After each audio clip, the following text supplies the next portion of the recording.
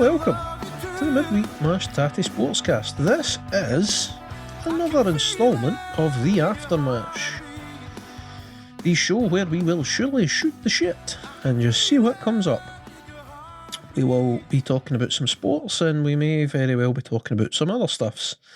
We don't really know, because we come into these episodes without much of a plan and we just have a bit of a laugh. So, since Harvey's elected to take the week off from his regularly scheduled programming, what have you got for us to kick the show off, friend? Well...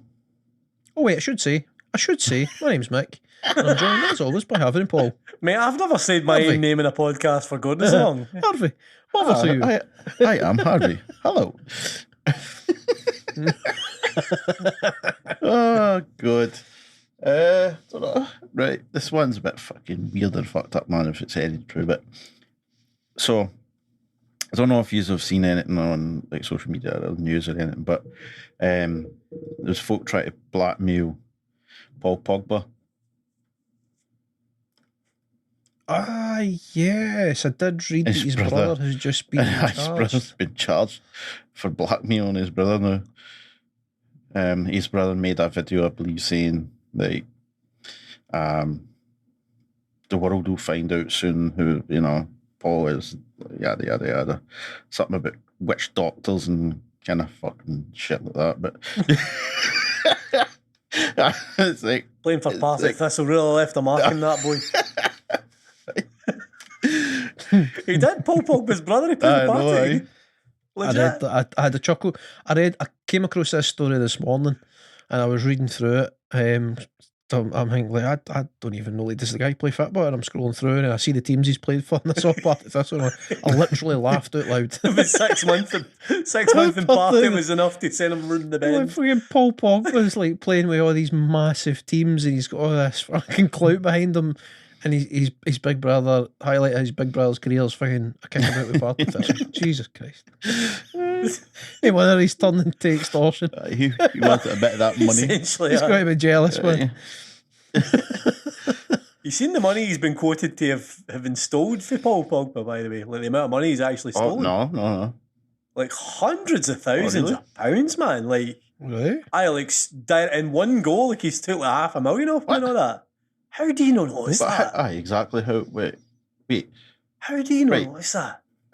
How? And for that point of view, how do you fucking spend that? Well, spending it's no bother. Cocaine and hookers, boys. Well, there's a will. to quote Rick James, cocaine's a hell of a drug. No, but how did he steal this money though? Like, did he just like take his backyard or what? Like, how did he take $500,000 for somebody? I mean, he does look like him, to be fair. Is he walking in going, "Hiya, I'm Paul Pogba"? I mean, they look dead similar. They look very, very similar. If you see them side by side, so I wouldn't surprise you. Like on the ID, they look the same.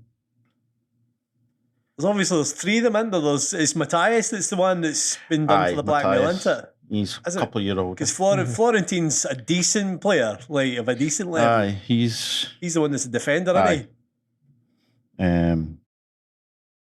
But he doesn't look like him as much. I think he looks a bit heavier set, I'm sure, Florentine Pogba. Who does Florentine play for though? He used to play in France a lot of his career, and then he went to MLS for about a season. I think it was to somebody. Was it New York City FC or something? But I've not really heard him mentioned with any of it. Nah, he's fucking wild though. His first name's actually Pele. That's what it is. Pele, Florentine Pogba. It was Atlanta United. So what's that? Was currently plays with ATK Mohun Bagan, which for those who don't know, that's a team in India. Jesus. Aye, Mohun Bagan. Aye. Famous Indian Super League team. Yep. That's wild, man. How you get 3 guys who have like very similar genetics, they've grew up together, playing together, training together, yet one of them's Paul Pogba and the other 2 aren't. Like, one's Paul Pogba and one isn't. What's going on there? It's an unusual way of putting it, but yeah, it does make sense. Is he just like soaked up all the talent and left nine it for the other two brothers? So what's happened? Well, they're just pure But then, to be fair, he's then squandered half of that talent through his career, hasn't he? So, aye. So he's had that much talent, he's fucked about a certain amount. That's probably why they fucking stole his money. He'll probably just fuck about with it anyway. Arsehole. Lazy They've worked hard every day in their life to get to play with Partick Thistle, and this twat's fucking about. I've grafted. No, I've seen the Scottish Championship. You fuck about with Man United. Give your money. That's what you get for putting up with your pish. It's putting up with your pish tax, effectively. Fucking mental. It's weird. It's weird though how you find that, like, especially in football, where you find there's these world class players, and then they've got a shitey brother. Aye. John McGinn. Like, look at Kurt Zouma as well. John McGinn to an extent as well. Obviously, with Paul and Stephen there. At least they've both went professional for a long time. Right. Like Stephen McGinn played in England for a long time. Paul McGinn's been capped by Scotland as well. So at least they've all been Scottish cap. I mean, that doesn't seem much for world class talent, really, does it? In this day and age. Aye. But it's, I mean, like your man, your cat kicker, bloody Kurt Zouma. He's plays with bloody non-league English. I'm sure Arjen Robin's got a brother as well that's pish. I mean, it's pure harsh to say he's got a pish brother. Aye. Like, it's a fair dig, man. Aye. With the perspective of who the brother is. Well, aye. It's funny. I'm sure at one time Bayern Munich had the shitey brother of both Arjen Robben and Frank Ribery in the B team.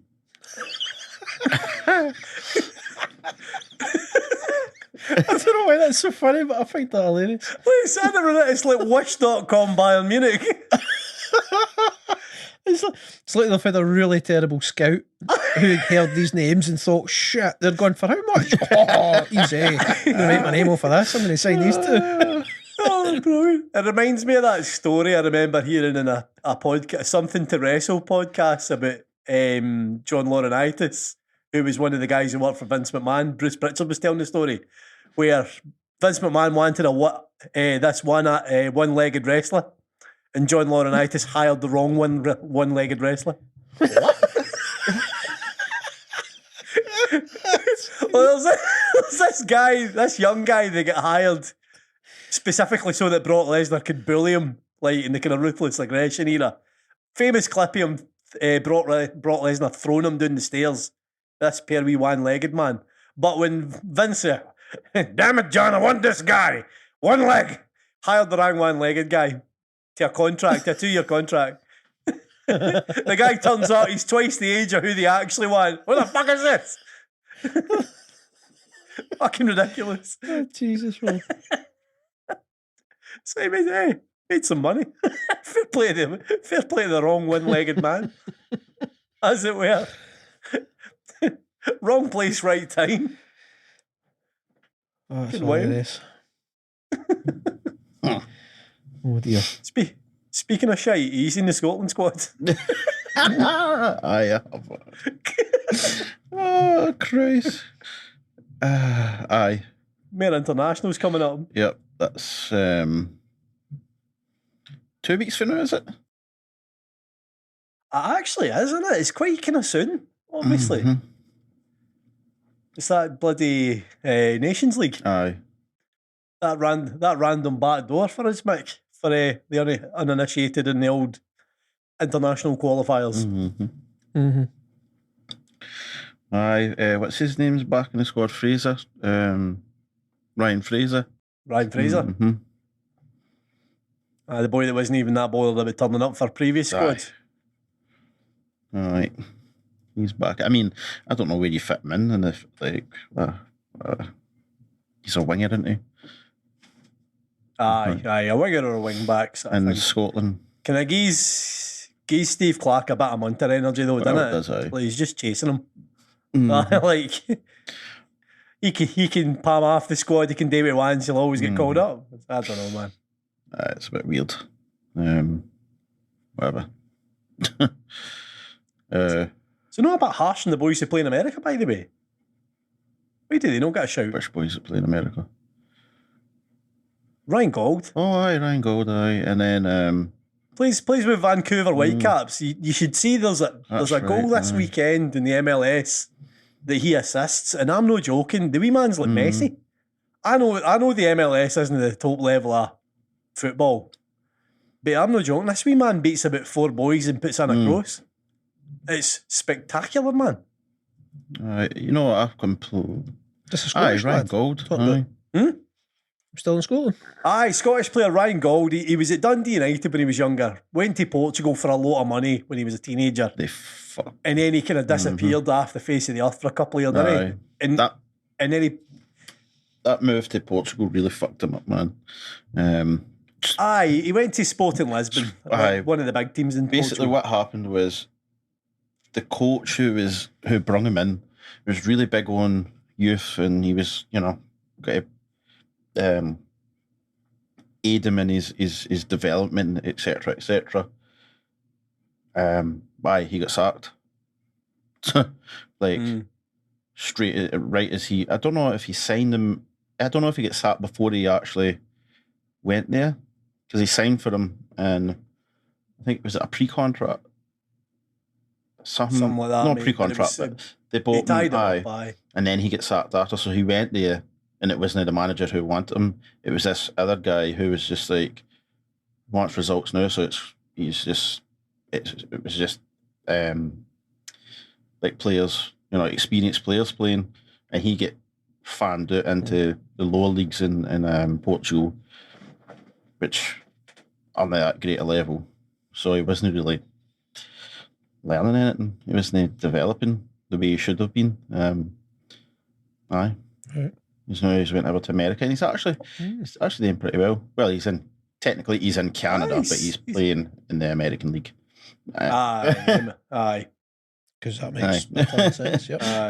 Vancouver's in Canada, buddy. So I mean, he looks like he's doing well over there. Actually, he's one of their designated players. He's on bloody 25 grand a week or something ridiculous. Ain't great money. Yep. I imagine Vancouver's a nice place to stay with money. No, I think they get taxed quite a lot of the. Do they? I'm sure there is. I think that's why, nobody really wanted to go and play, in the NBA. That's why nobody wanted to go and play with Toronto. Oh, to the Raptors, right? Because the tax. Is that why? I believe. Because obviously they had Kawhi Leonard for that long, didn't they, man? For only a couple of seasons. They had Kawhi. So, but there's another Scottish lad, Lewis Morgan. He's that some 16 goals this season. I think he's the top scorer in the MLS or something. Yeah, he's not even get close to a look in with the Scotland squad. Aye. I think Steve Clark doesn't have Sky Telly to watch the MLS. Right? Well, he's very loyal to his players, isn't he? He's one of them who he knows who he wants, and that's who he's got to stick with, even if somebody else is out there better. He's just one of them, isn't he? Although I noticed no Stevie O'Donnell this time. I mean, he loves Stevie he loves him, but I think it's got to the point where he knows. Get it bacon as well, that boy. I know it's got to the point where it's just obvious to see that we've got better options there now. Aaron Hickey, man. He's actually transitioned from a left back to a right wing back at Brentford. Brilliant. He's playing every week, mate. Obviously, we get Nathan Patterson playing every week for Everton as well. Anthony Ralston. I mean, he would do a job for you.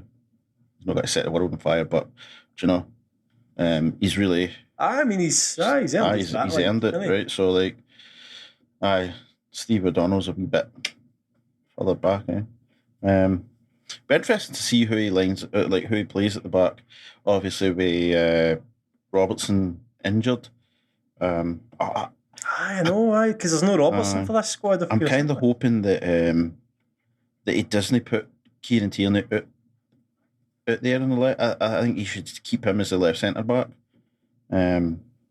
And then put, I don't know, whoever you want to put there. You can put Aaron Hickey because that's where he's naturally a left back, or you can put Greg Taylor.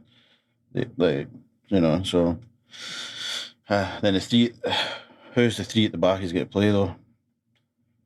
I hope he doesn't fucking do fucking Scott McTominay again. Like that's. I know, it's tried and tested. Like every time Scott McTominay plays here, right, the opposition scores a goal and it's direct. At least one of the goals is directly his fault. It's like, come on, man. Like, doesn't work. I mean, maybe see Ryan Porteous get still. Could I? Ryan Porteous. I mean, as long as he keeps his head.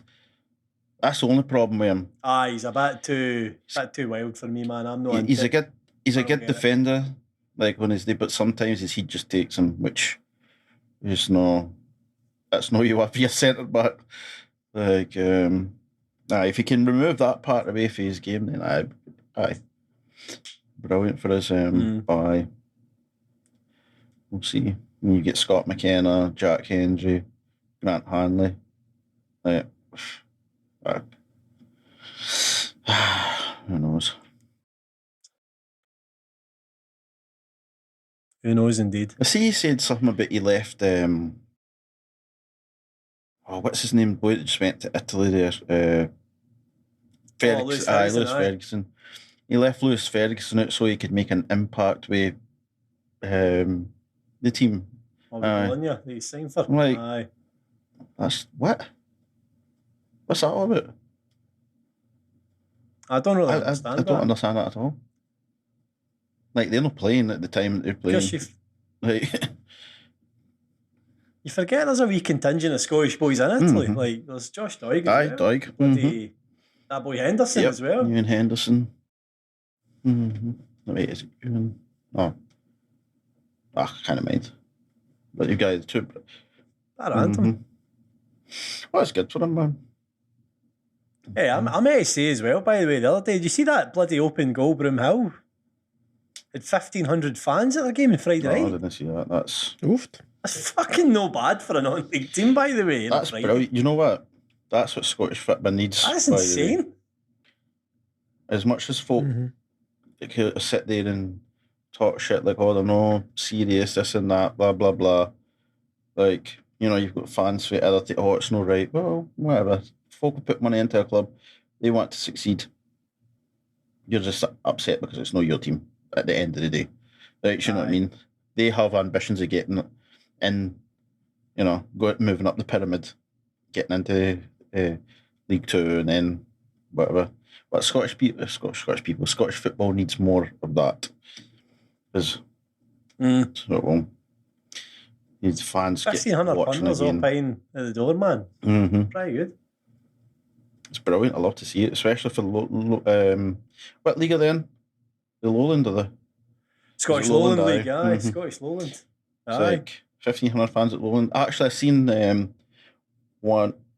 I watched like part one of the documentary. That was mental, by the way. A chairman for I can't remember what club it was, but he was saying the amount of fans that came to that game is enough. Oh, I do remember that. So the fans that they brung to that stadium was enough for the money that they brung in was enough to keep the lights on for a couple of months or whatever.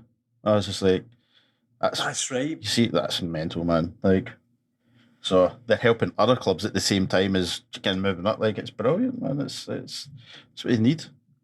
Scottish football needs. It's actually putting interest and money into the lower end of the game. Like, it's mad to think that a wee team can have an effect like that on another wee team, like where the actual bodies through the door helps another team. Like, I don't think anybody can complain about it, mate. It's definitely, as far as an experiment goes, working so far for them. Like, there's no many teams in Scotland have that kind of social media reach. Like, they've got their team podcast, they've got the normal podcast, they've got the bloody they're right in the cooking pot. Like, they've got these 3 video podcasts that are all getting thousands of views, man. Like, They must. and that's out with the actual team. Aye, they must have something Yeah. with the other teams to show the videos, because they're showing videos of the games, right? Like highlights. Aye, they've got their highlights. So they must have something in place. Like if they make X amount, like money, then that team must get a certain percentage for them to be able to do that. But again, I don't think there's any telly rights issues though at that level. all right. So I don't think they need that. You might find they don't need to do anything. I don't think they do until they're in the SPFL. really? Like, I think they're all because I know like a lot of the juniors teams like they put up kind of highlights packages. Oh, so yeah. I didn't know. But so, aye. Well, the last couple of years, it's kind of took off with Oh, it's proper took social off. media's kind of really gained traction with the lower leagues and the amateurs and stuff. Aye. They're kind of putting in an effort. Like the teams are all like high on social media types to run stuff and like constantly updating with videos and all sorts. It seems to be and obviously like, with the reach and the like what Open Goal had coming into that club, as you were saying, Paul, like they are just streaks ahead of any other kind of lower team in terms of their ability to kind of generate content. And this is early steps into this kind of next generation. Like this is what we're on now, man. Aye. Like all the youngins coming up, they live minute by minute on like short video clips on social media. Quick stuff that you digest quickly, innit, man? So this is what's going to bring fans in the door. It's creating hype on these social media platforms for the youngins to show an interest. So like if you find out, like if it goes through a school, you know, like near where Broomhill are playing, like the schools run about there, if it's all about TikTok and all the rest of it, and they're all talking to each other about, oh, did you see the interview with this guy or the or whatever clip, then it starts to get to a point where it's like community building. It's like Auchinleck Talbot. The thing with them is they've got such a community. And any time there's a big game happening, the full fucking town turns out for the match. Absolutely, aye. And it's like a different way of generating that kind of community. This social media stuff, man. So I'm no surprised that they've got like a mass sort of travelling fan base. Big. Crazy.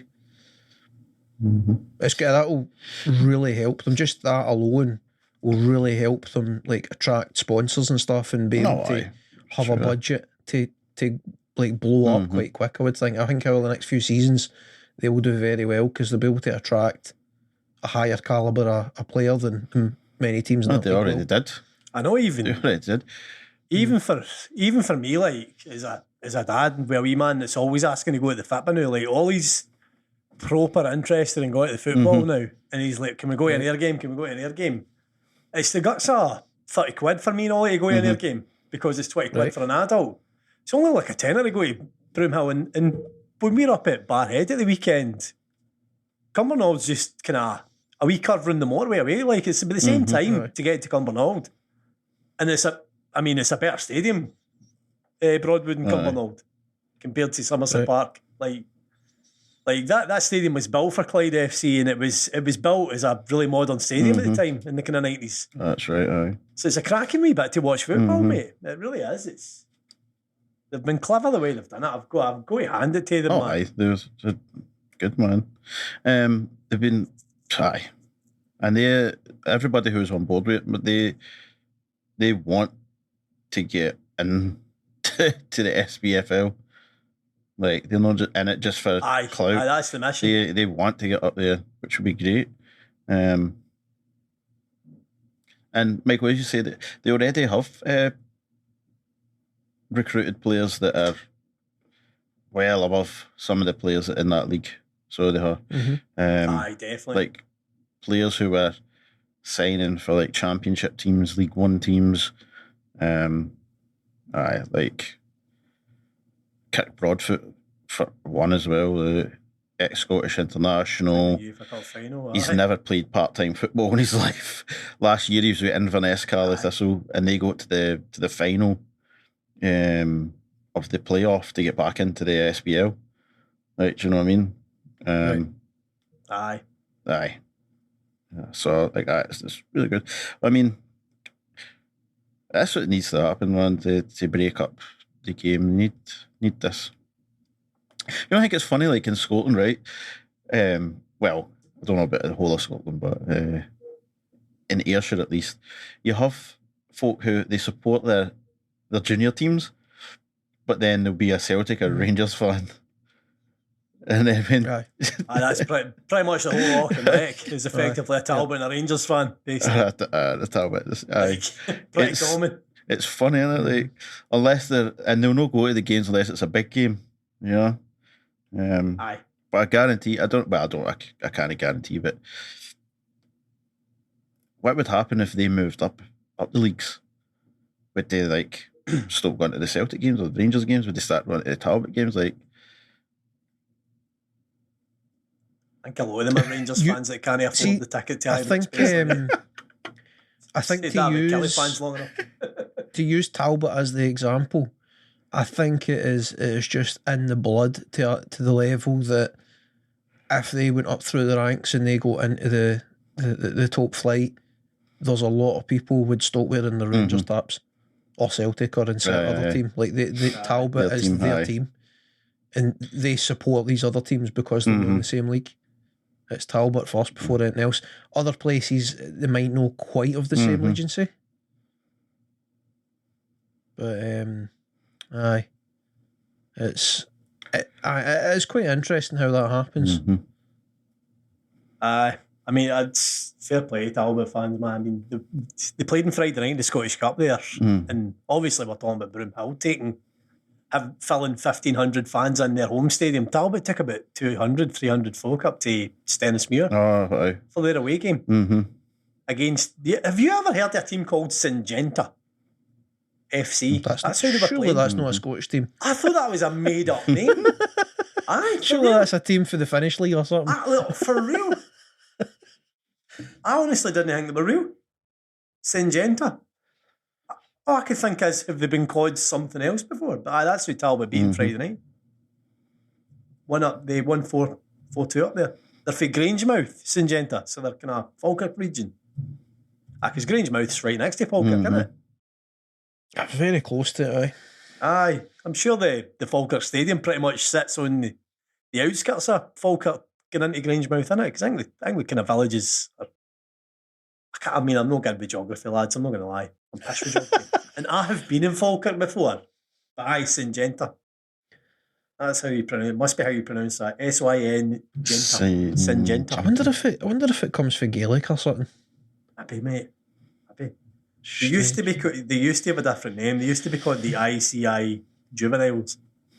Apparently. That again, is that a company team? A little better. It rolls a little better off the tongue. I think basically they're one of these junior teams that used to be a boys' team. Like there's a lot of them kind of jumped up out of nowhere, like kind of teams that were boys' clubs but have now become juniors teams. There's that one for Edinburgh that all the boys have played for. What are they called again? Arvid, you'll know that, I bet you. The boys' club for Edinburgh where all the Hibs players came from. What's the fucking name again? Gary O'Connor, Kevin Thompson, all that. It's right there in the tip of my bloody tongue. It's like one of the most successful boys' clubs in Scotland, man. They're like a fucking football making factory. So Hutchinson Vale, man. Aye, that's it. The Hutchie Vale. Aye, so. I mean, I know that'll mean fuck all to you, Mick, but Lothian Thistle, Hutchinson Vale. This kind of boys' club team for Edinburgh. All these kind of ex-Scotland internationals, kind of players who have went and done something, who've kind of went through them, basically. Aye, there's that boys' club, but they then became a senior team effectively. So they did. Right. There's a list of graduates as well. Grant Brebner, Lee Bullen, fucking hair manager. Matt Burchill, Gary Caldwell, Stevie Caldwell, John Collins, There's so many of them. fucking Andy, Paul Telfer. Andy Driver, Paul Hanlon. Oh, fuck, aye. Aye. Kenny Miller as well. Alan McGregor, Aye. Rangers goalie. Gary Naismith. Aye. Murray. Funnily enough, Gregor Townsend, lads. Aye. Oh, that's right. Aye. Aye, that Gregor Townsend. Aye. You're right. Probably chucked it. But that boy doing his fitba. Shake, Gregor. We'll tell you four. Do you want to be a goalie? I'm a winger. Fucking mental. There you go. How do you feel about moving on for FIP? Aye. Aye, why no? Come on. It's only fair. We've hot you with FIP for about 20 odd minutes there, Mac, and you've hung in real there, man.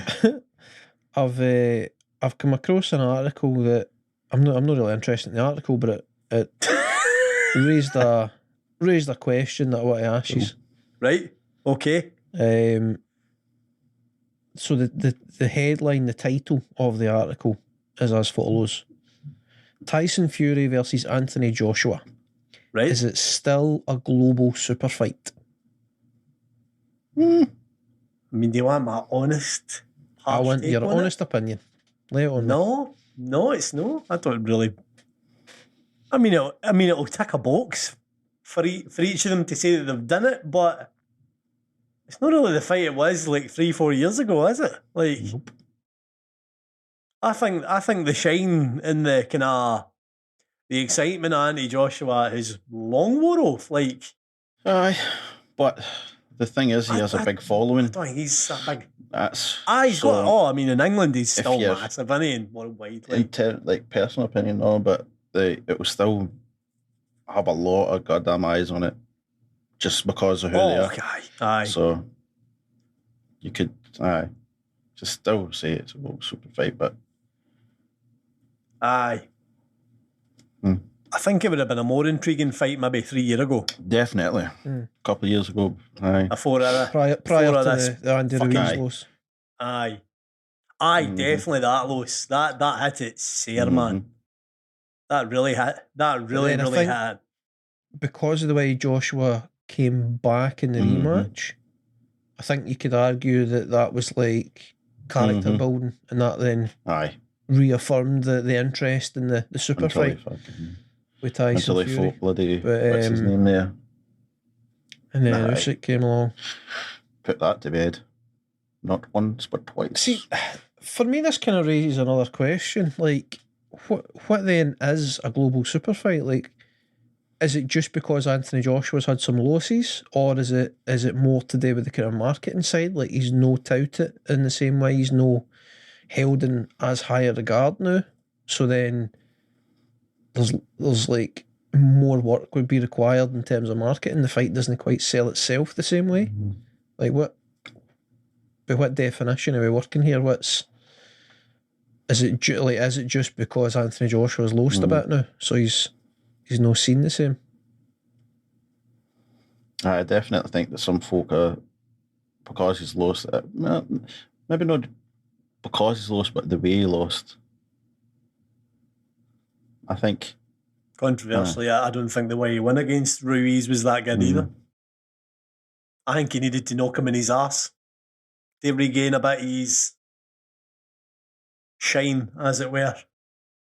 Was that honestly enough just to beat him with a decision? I think the I'd say damage was irreversibly done. I think because he soundly beat him, and it was like what'd you call it, a immediate rematch. So it's the mental side that's the impressive there, no the physical side.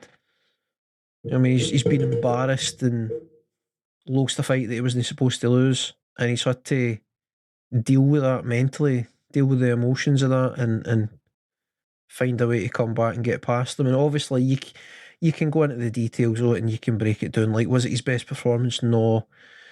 Was Andy Ruiz?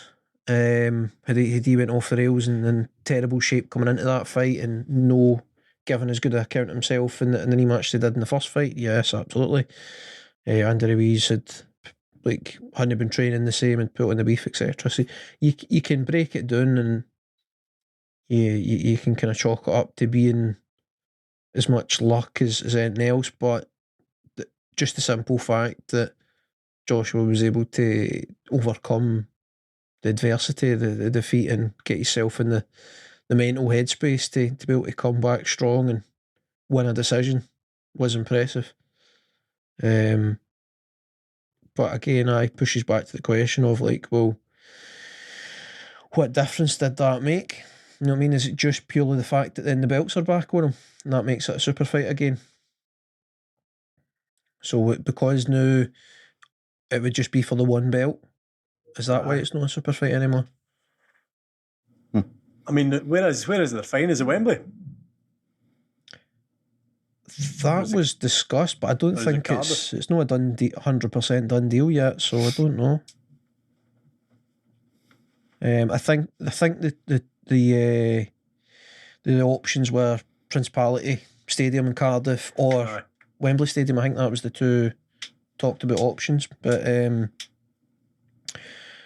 because I'm pretty sure, like I think like some various places in like the Middle East and stuff like that were flung about, but Tyson Fury in particular, I believe, was pretty adamant that it had to be UK soil. Right. So I don't think there's a definitive answer here, but I was curious to see what your take was on it. I mean, that's one thing you could say for Joshua in his favour is that I think things have changed for the better because of him as a heavyweight. Like, who else was selling out stadiums? Oh, it rejuvenated the heavyweight division. There's no question, man. No question, because there was a void, like with the Klitschko's dipping out, and then Fury after beating Klitschko, and Fury what did they have at that point? Three the 4 belts, right? 3 they won it. And then he like kind of retired for a bit, mental health, etc. Aye. So I think that there was a time there where it was like heavyweight division was goosed. There was no big stars, there was no real interest. And Anthony Joshua came up through the ranks, and especially from a UK perspective, like he's the first guy. Even when Tyson Fury was on his first run, he didn't reach the heights that Lennox Lewis did all the years ago. Lennox Lewis through the 90s into the very early 2000s was an absolute superstar in England and in the UK. And it went on to be like quite a kind of global star as well. Like he had a big following, and he's the last guy to be an undisputed champ at heavyweight. There's not been an undisputed champ since Leonard Lewis. I think that's over 20 years now. I don't know what the right number is, but I'm pretty sure it's over 20 years, which is pretty crazy. But I mean, part of that's down to the politics. That's like, true. That's the minus the politics. The Klitschko would likely have been an undisputed champ. Well, I suppose once. So it's Vitali's the older brother, right? So once he retired, then was Vladimir the older? Oh, I think Vladimir's the older, isn't he? Vladimir's the older, right? So once he retired, then you would think that then Vitali would go on to be undisputed champ, but for one reason or another, that wasn't quite doable. And so I don't know. Like, I'll tell you, Vitali's actually the older. My mistake. That's Vitali. So I was right. Vitali is the older one of the two. I forget where I was going with it. We're talking about Anthony Joshua. So no, he did. It was massive for the heavyweight division. It really was. He was the first, in terms of the UK scene, the first guy that was like a real sort of hope to be a superstar since Leonard Lewis. Tyson Fury, obviously, he'd reached the pinnacle, but he wasn't as marketable as Anthony Joshua was, let's say. So he didn't quite have that same buzz when his first time out. But aye, it's an interesting time, I think, for heavyweight boxing again, because like Anthony Joshua, seemingly he's not got many options left for big fights. Tyson Fury's consistently, he's constantly talking about retirement. Aye. He's only going to have another couple of fights likely. And then Usyk, like because of the war, Usyk's like boxing's way down his priority list as it should be, understandably. So there's not that much left at heavyweight. You've got Andy Ruiz trying to make a bit of a resurgence. He's no long by beating it was the big Cuban fella he beat, Luis Ortiz, wasn't it? Aye. Ortiz, aye. Unanimous decision. It was just the other week to get past him, so he's trying to build back up. You've got like the likes of like Dylan White hanging about as always. Just ready. He's just waiting on that opportunity. And then, there's the kind of question marks around what's his face? American Deontay Wilder. Aye, but there's no like one person that's like a standout star anymore. So I kind of wonder what's going to happen over the next few years. Aye, true. Heavyweight boxing's not what it used to be. Certainly is not. I feel like that's what you always say about heavyweight boxing, though, innit? It goes through these kind of dips every few years. Until the next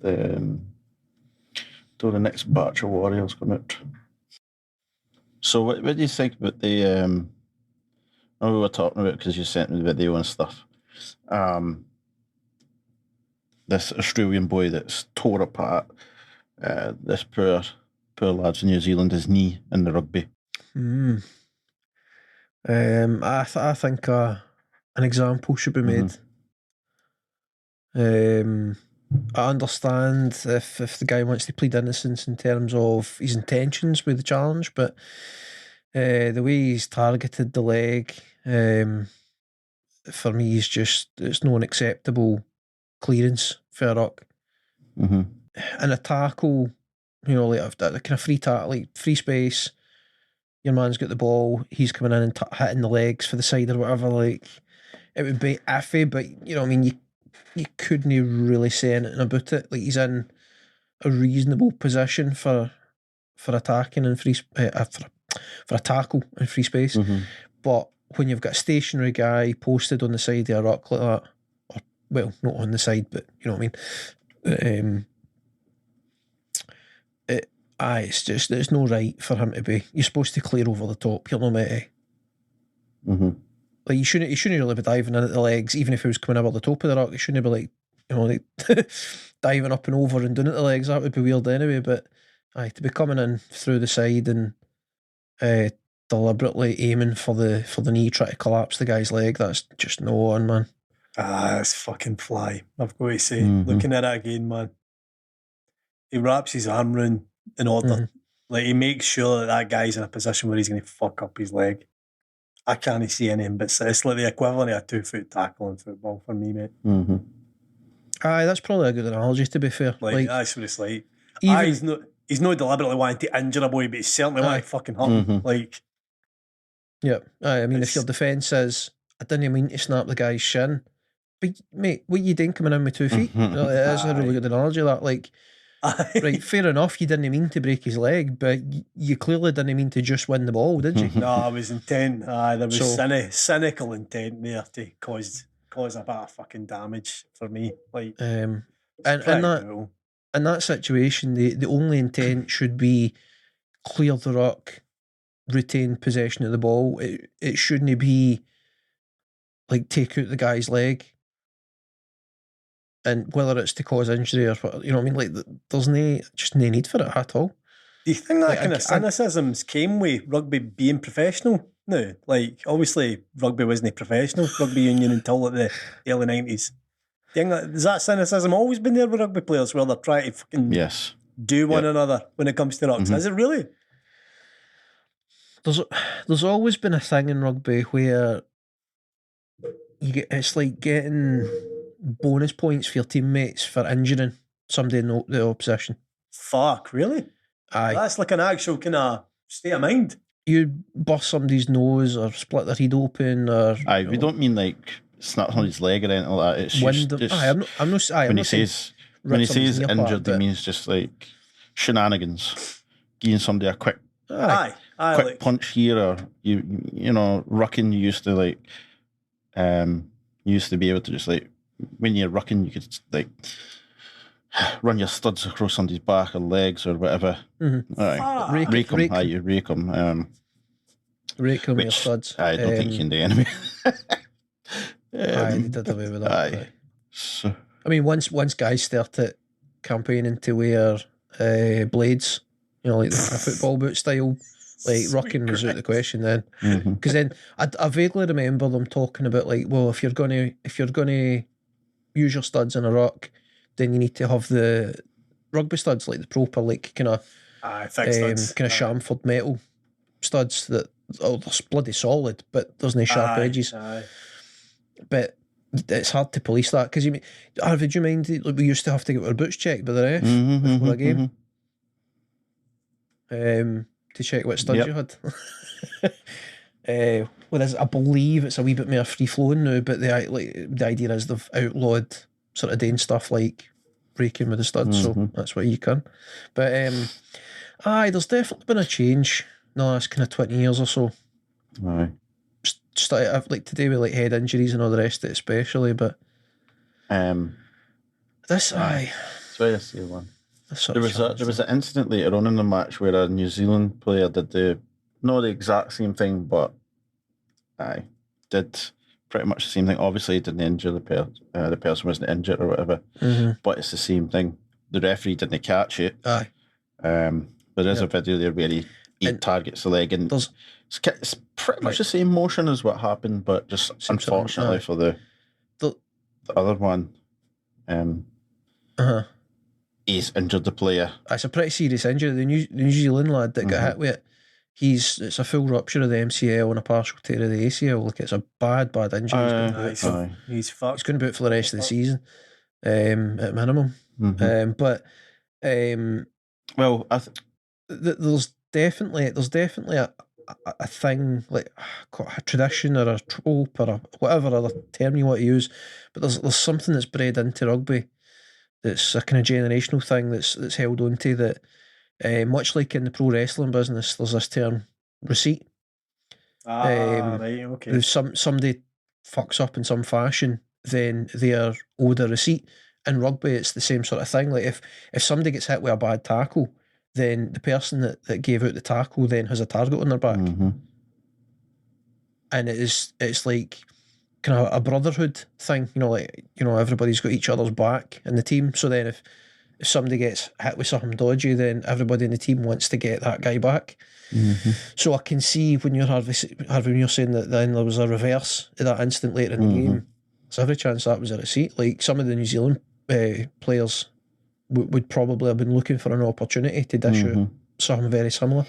But, and that is quite unfortunate that exists. But I mean, there's a lot of testosterone, a lot of aggression, and whatever other term you want to fling in there when it comes to rugby, just because it's a physical sport. So I understand it to a degree. Apparently, I've just read something here that said that it's only the MCL. They feared it was the ACL as well, but it's only the MCL, so he will be out of action for 3 months. Okay. How true that is, I don't know.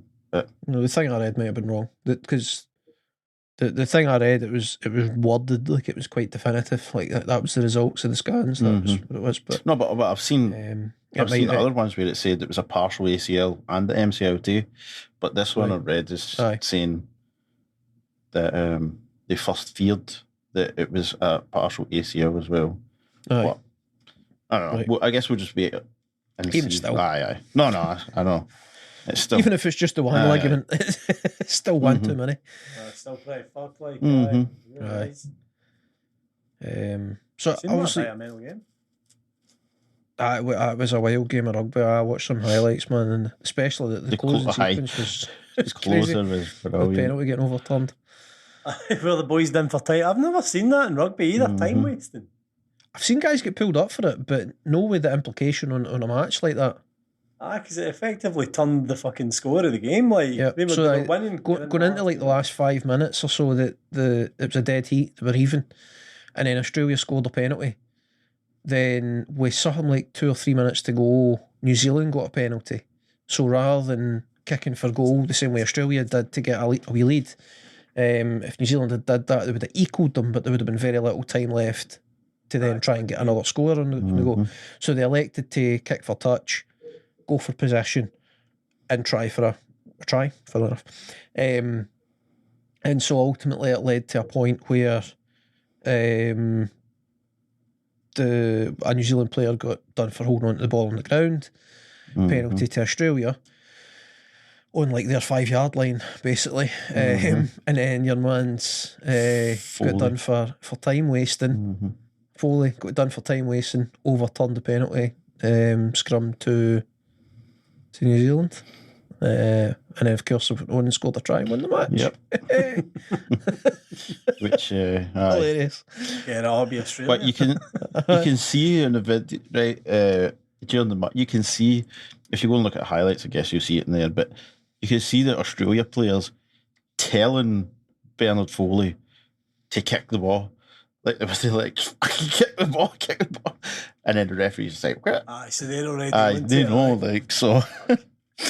That's one of the things in it, but there's a video that's been made that it has the referee's mic audible through that whole sequence, and you hear him telling him over and over to play.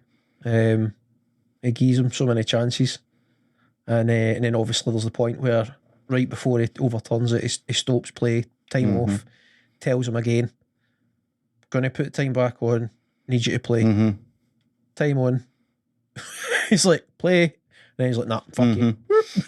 Which is right though. It's like, it's the right call. I know. Aye. It should happen more. It should happen more often. Right. It's but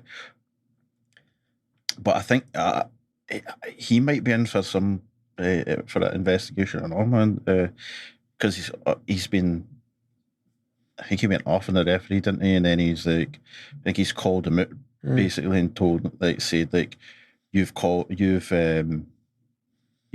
us this the championship, you know what I mean? And like a a tirade, he went a tirade, man. So wouldn't surprise me if he get called up and all and and go a ban, reprimand for it. Which, because rugby's always been one of those, you know, respect the referee. It's funny that like for others the physical kind of violent aspect of rugby, there's always been that respect thing, both with the ref and with the other players. Like when the full time whistle goes, more often than no, you go and booze it up with the other team.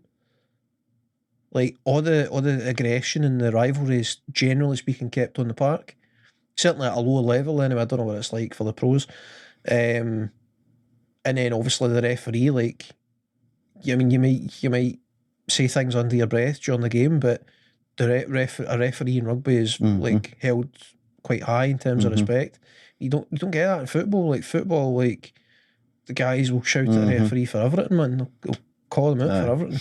Oh Christ! Like, I mean, don't get me wrong. Like during the game in rugby, the players will still be shouting, "Ref, ref! Look at that! Look at this, ref!" Like, do you know what I mean?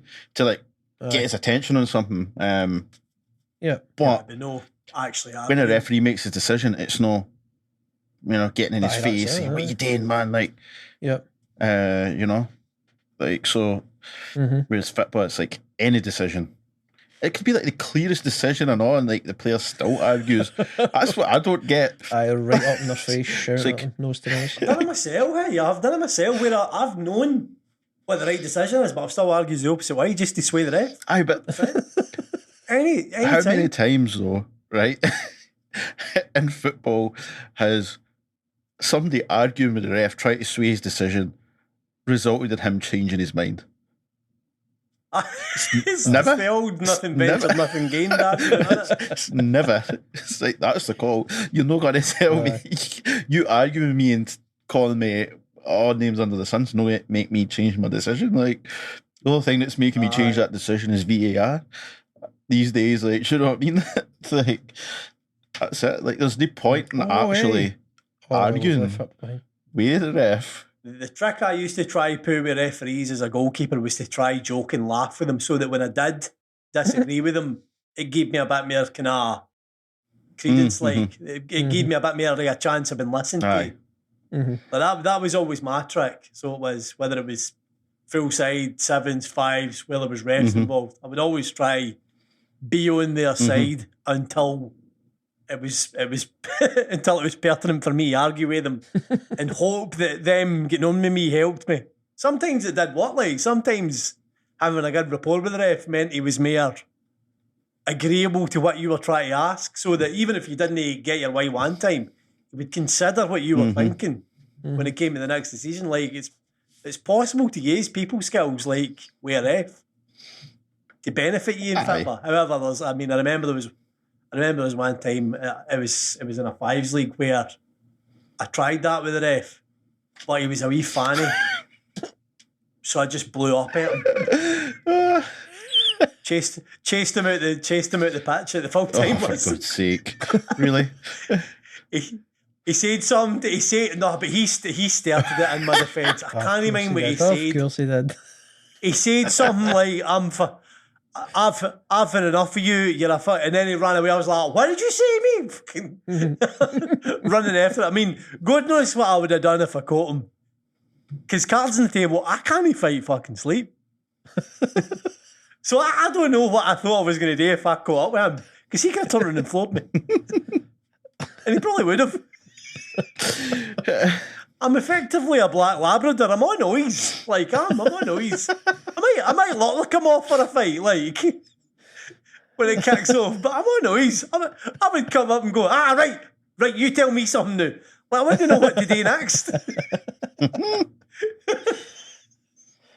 That's what a domesticated dog, effectively. I'm not out for the fun and the carry on, but if it actually to really kick off, I'd be like, oh shit, I'm not trained for this. Question to kind of move us on before we probably think about wrap things up. Did anything come you an American guy with the Formula One?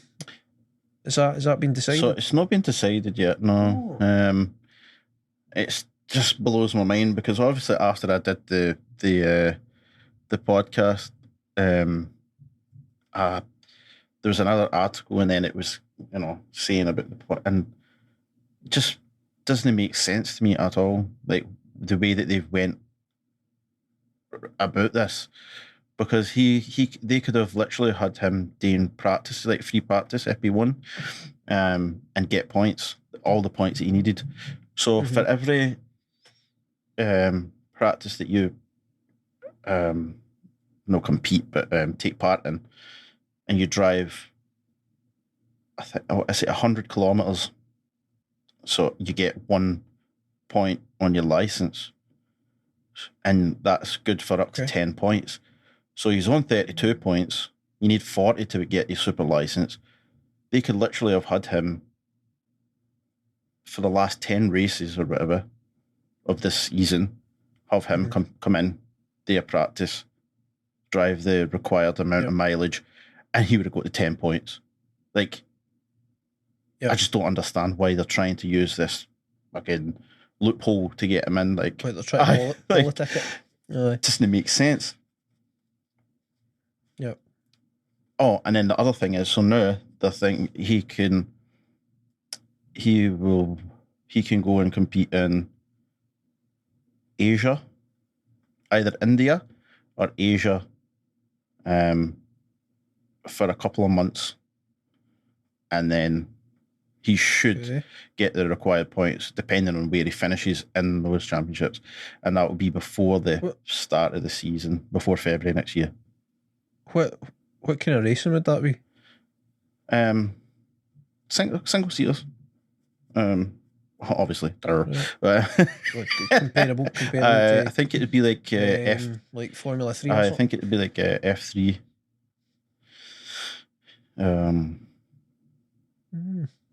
I believe. Interesting. Aye. The way it just went, but it's just all weird. So there's still a chance, but There's still a chance.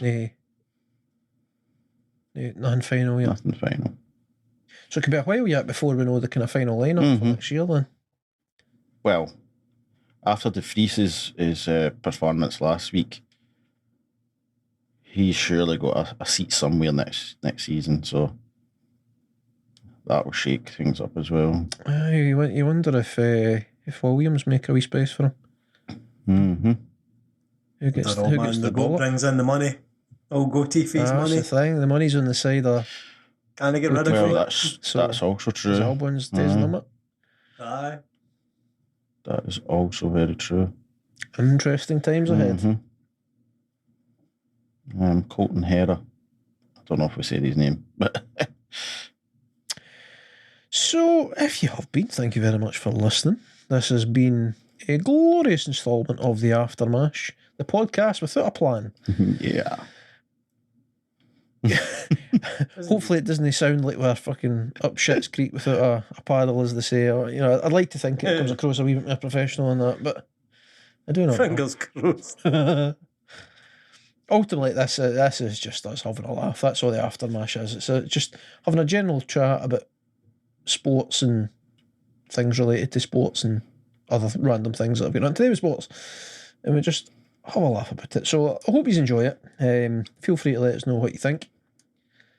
You can hit us up on the social medias channels things, or you can check out the website at www.themidweekmashedtattie.com. I've been Mick, they've been Harvey and Paul. It's been a pleasure. Until the next time. Stay classy, San Diego. Tattie, bye, Triber. You stay classy. Classy San Diego. That's just